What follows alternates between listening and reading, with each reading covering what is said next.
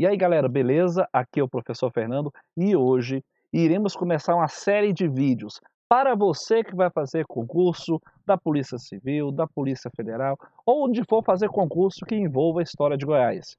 Você que vai fazer vestibulares da UEG, que vai cair história de Goiás. Então segue o canal porque agora teremos uma coletânea, uma maratona de história de Goiás. Logo depois da nossa vinheta.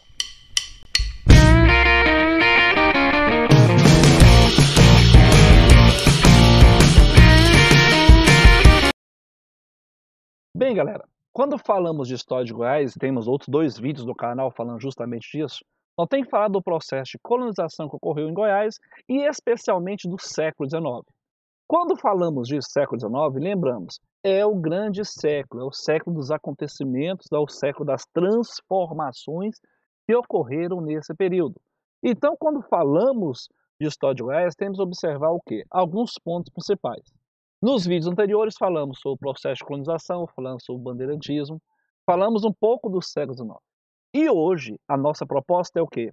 Falar de povoamento de Goiás e a expansão da pecuária. Mas antes de começar o vídeo, dá o seu like, inscreva-se no canal, ative o sininho de notificações, beleza? Vamos lá? Então temos aí o povoamento de Goiás e a expansão da pecuária. Podemos falar então que o povoamento de Goiás, de certa maneira, começa a ocorrer logo após a decadência das minas. Goiás vivia um período de grandes dificuldades econômicas.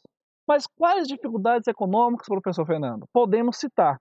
Podemos citar a ausência de dificuldades de meios de transporte e de comunicação, inexistência de mercado consumidores que mostraram o quadro de impossibilidade de desenvolvimento da agricultura. Podemos citar que a maioria dos mineiros que aqui permaneceu passou-se a dedicar-se à agricultura de subsistência e à criação de gado. A pecuária, por outro lado, que era uma economia vista com maus olhos, alcançou o relativo êxito. Não só pela existência de boas pastagens, mas porque o gado se conduzia ao mercado consumidor, ou seja, para vender.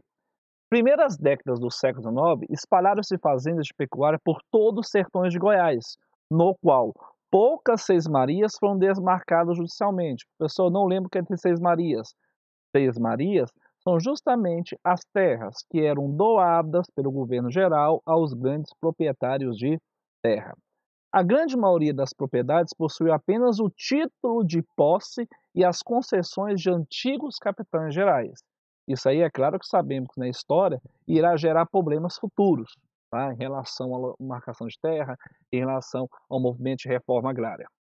Mas as fazendas que tinham aqui em Goiás eram justamente o quê? Fazendas que eram mal cultivadas e mal aproveitadas. Motivos: primeiro, falta de braços e de numerário. O que é isso? Falta de mão de obra. Segundo, ausência de mercado interno. E terceiro, a média de exportação desse período anual era superior a 20 mil cabeças de gado vacum, além dos muares, mulas. Pessoal, mas o que é gado vacum? Gado vacum era aquele gado que foi trazido para o Brasil, que veio das terras do norte de Portugal. Robustos, de pequeno porte, com a pelagem acastanhada, chifres altos. Ok? Diante disso, podemos falar aqui que o incremento da pecuária ocorreu então o desenvolvimento da população. Começou então a ocorrer correntes migratórias que chegariam em Goiás, oriundos do Pará, Maranhão, Bahia e Minas, realizando então o povoamento em norte dos sertões. Você está aí vendo o vídeo, vai escutar um galo cantando, porque esse vídeo está sendo gravado justamente no interior, lugar de tranquilidade e paz, beleza?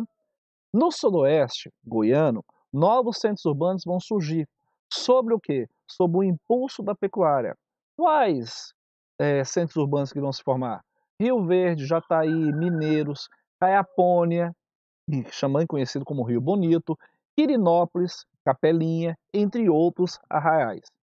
No Nordeste, a pecuária, por outro lado, vai trazer uma intensa mestiçagem com o índio. A parte norte, hoje, como falando no norte, estamos falando a parte que é referente ao estado de Tocantins.